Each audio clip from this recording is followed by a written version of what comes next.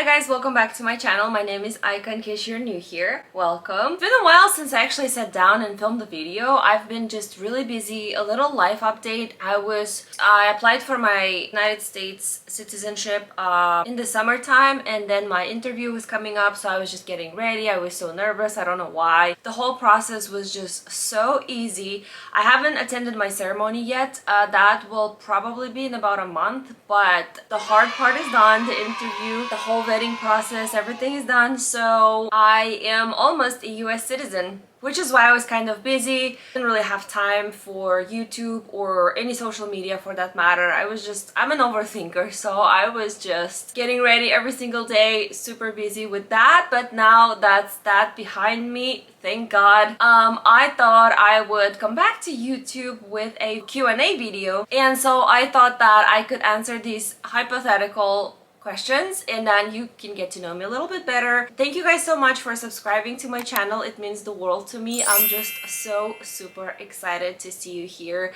And without further ado, let's go ahead and get started. So the first question reads, and by the way, I found these questions on Google. I think I just googled like the most interesting questions to answer and these popped up, so I was like, okay, let's see what they're all about. Okay, so the first question, what's your favorite childhood memory? I want to say just time spent with family, especially during the holidays, family gatherings. I've been living here in the US on my own ever since I was 17, and it's just been very difficult not to have any family around. Well, I do have my sister, but she lives in a different state. So where I live, I'm all by myself, and a lot of the times I catch myself just remembering the good old days when I was with the family. And nowadays, when I do go back to visit, definitely I get to see my family, but it's not the same. Everyone's busy now with their own kids and their own families, and it's just not the same. And I just wanted to say that if you guys are still living close to your family or get the chance to see your family often, do it. It gets really lonely not having any family around, and friends are different. I'm talking more about like family, immediate family, cousins, aunts, you know, grandparents, and especially a lot of my sweet childhood memories are with my grandfather, who unfortunately passed away too soon. So a lot of my memories are actually about him, and I was the first grandchild, so I was spoiled a lot, and he was just the sweetest grandpa ever.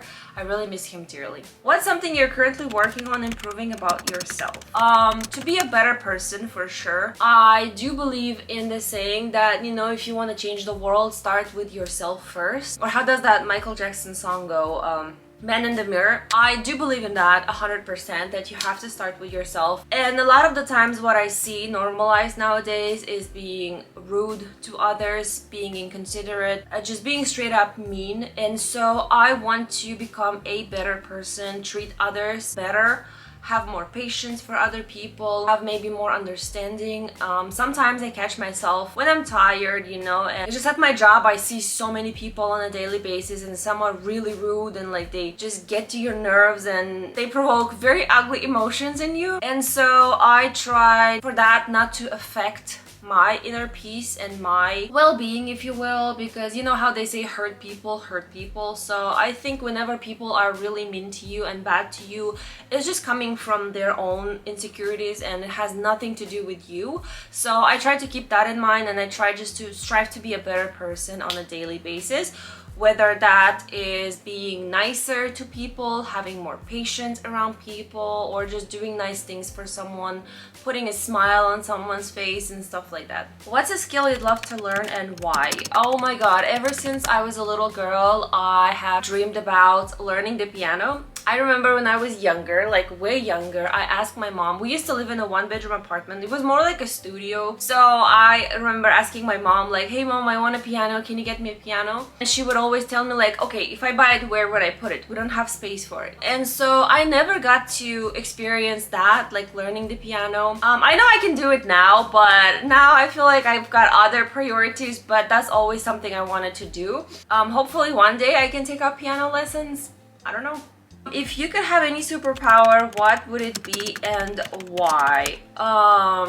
So if you asked me these questions a few years ago, it would probably be to be invisible. A lot has changed since then. I no longer want to be invisible. I feel like I would love to have the power of going back in time, like to any point in time, to any room, any place, any country. Just seeing how things were back then, that really interests me a lot, like history, ancient history especially. So I would really love to have that power to go back in time and to see how things went on. What's a dream you have yet to realize?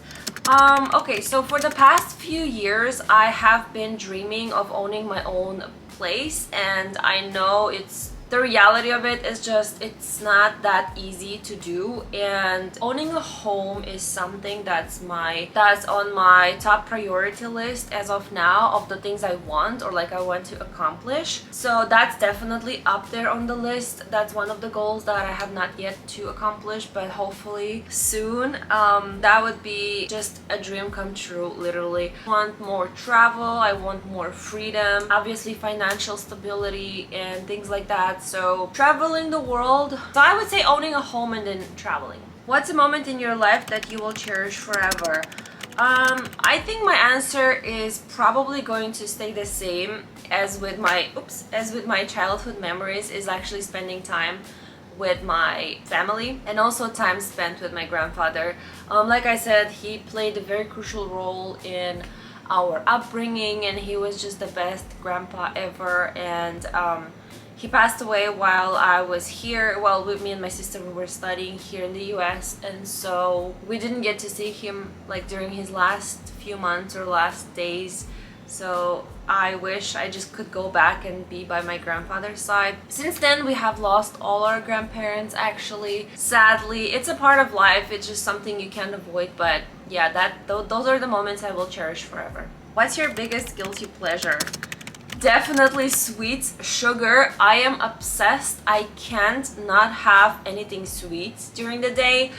And recently I've been trying to cut back on sweets, so I think the last time I was at the grocery store I opted for dark chocolate, and I usually love milk chocolate. Like any dessert that has chocolate in it, sign me up. I don't really like vanilla things. I just love chocolate, like chocolate mousse, chocolate ice cream, chocolate cake, anything like that, but it has to be good quality chocolate. But anyways, that's my guilty pleasure. I love eating sweets. I have a very sweet tooth.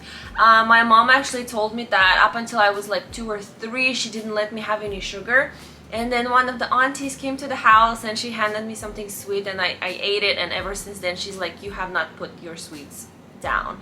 So I don't know if that had anything to do with my obsession with sweets, but everyone knows, like my sister, she used to be so mad at me, like, why do you eat so much sugar? It's so bad for you, you know. She's a health freak in a way. So yeah, I do get that. That's my obsession and that's my guilty pleasure, but I am trying to cut back on sweets, so we'll see how that works out for me. What's the most random thing you have ever done? I came to this country when I was 17. I moved countries. I'm from Kazakhstan, if you don't know, and that's pretty far away. It's like a full day of travel, if you wanna put that like into perspective. So I graduated high school. We didn't know where to go to university, and then my mom was like, how about the US? And we started applying. We got our visas, and we packed our bags all within a month of deciding to come here. And then when we obviously came here, we had no idea how it would be. We had never been abroad at that point, so that was just like, looking back, that was one of the craziest things I have ever done. Like, do I regret it? No, but at the same time, sometimes I ask my mom, like, how did you let us travel? My sister was 16, I was 17. That is just so crazy to me, but my mom was like, yeah, I knew you needed good education and I knew you could achieve that in the US, so obviously I know you're good girls, you know, you could take care of yourselves. And we did, but it was just so random, honestly, because I never really had dreams of like coming to America and like studying here or studying abroad for that matter. And so that was just the most random thing ever. How do you handle stress or difficult situations?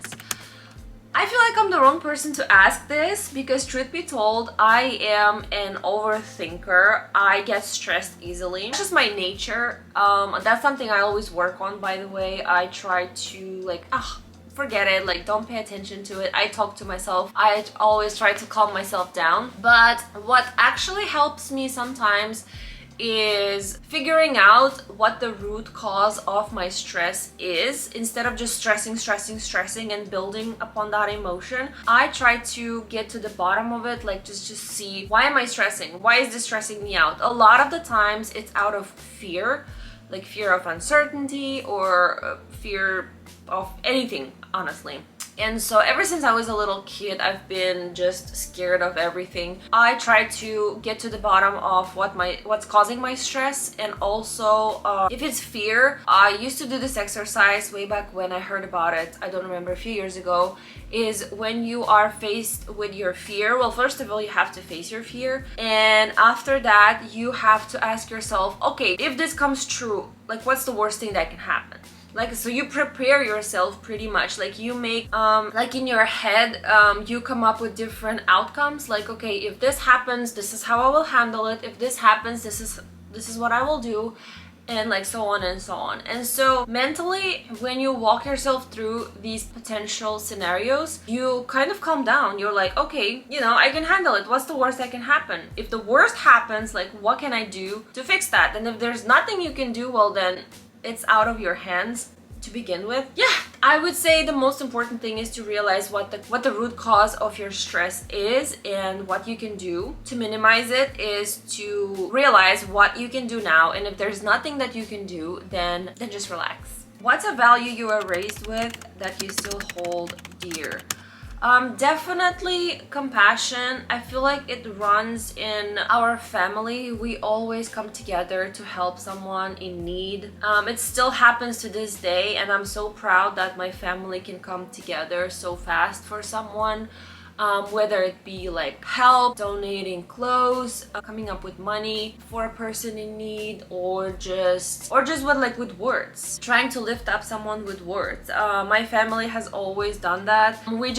We just come together for people, and I am very proud of that. And sometimes I forget, honestly, to do these things, to check on my friends and family, and you know, but then I'm always reminded by the chat that we have. We have a family group, and all the time people are just there rooting for each other, supporting each other, and having that deep compassion. And so that is something I hold dear to my heart to this day. What's a quality you admire in others that you struggle with yourself? Definitely when people are fearless, they just go after what they want. They don't give a crap of what other people think of them. They just do what they want, they know what they want, and they don't have like an ounce of fear in them. I wish that was me. That is not me at all. Like I said, I am always in fear of something. I'm an overthinker. I don't know if that has anything to do with my zodiac sign, which is Scorpio. I mean, if you believe in that stuff. I have heard that a lot of the water signs are like that. They're just in their head, in their thoughts all the time, and that is definitely me. So I wish I was more like easygoing, if you know what I mean. That's definitely something that I admire 100% in people. Like when I see someone just doing their thing, going after their dreams, like I'm in awe. I'm like, oh my god, how can I be like that person? So yeah. If you could only eat one food for the rest of your life, what would it be? I honestly don't know. I don't know if I have a favorite food. Obviously my mom's food is amazing, but I'm not like a huge foodie, if you know what I mean. Like at the same time, I am very picky about my food. Like I don't like oily food or heavy food because my stomach just cannot handle that. But at the same time, I don't have like a favorite food, and my taste preferences change all the time. A year ago, I used to hate salads. Now that's almost all I eat, which is crazy. So I don't even know. I like stuff with cheese, like pizza. I like mozzarella sticks. Oh my god. I like halloumi cheese when it's grilled. Chef's kiss, it's amazing. Any food that has cheese. I have never tried mac and cheese though, ever in my life, which is insane. But yeah, anything that's that has cheese or bread, although I am trying to cut down on my bread consumption because I'm just obsessed with bread. I want bread all the time, and recently I was like, you know what, just try and cut down on sugar and bread and let's see how you feel, if you feel less bloated, if you feel better. So yeah, but that's something that I love to eat all the time, bread and cheese. So I think the most logical answer would be pizza, but I'm not a huge fan of pizza. I can have pizza every now and then, but I'm not obsessed with it. So I don't even know. That's a very good question.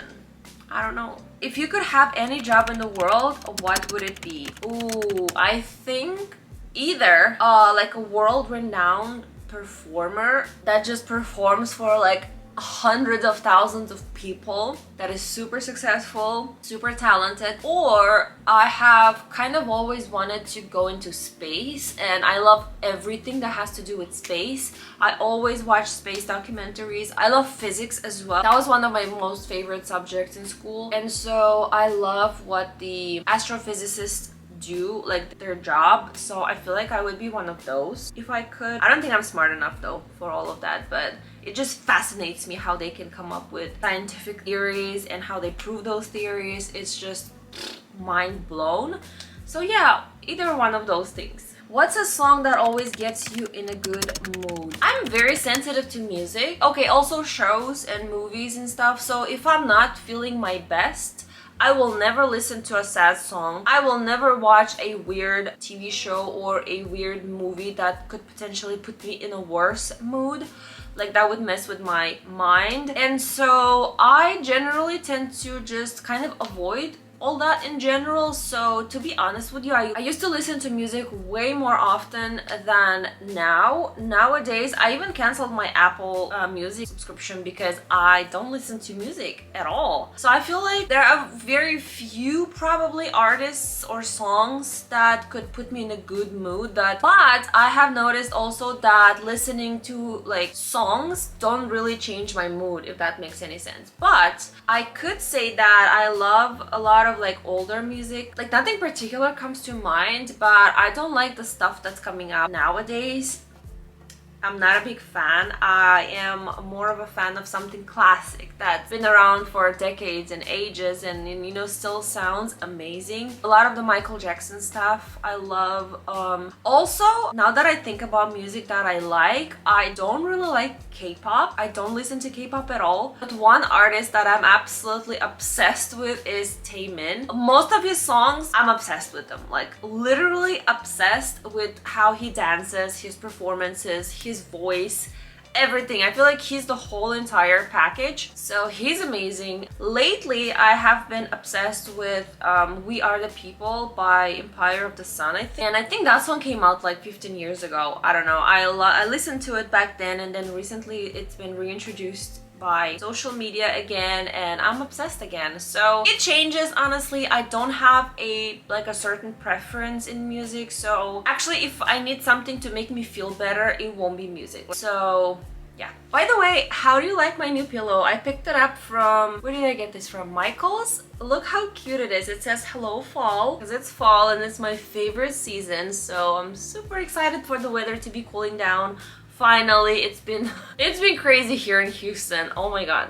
What's a belief you used to hold strongly but have since changed your mind about? So I think it's not really a belief, or maybe, but I used to think that I had to control everything. I was a control freak. I used to be, and so to me that was one of the most important things. I needed to control everything in my life, everything in somebody else's life, and that was just driving me insane. And now, obviously, I am not like that. I do my best at what I can do at the moment, and I pray, I ask God for guidance and for help, and then I leave it up to God.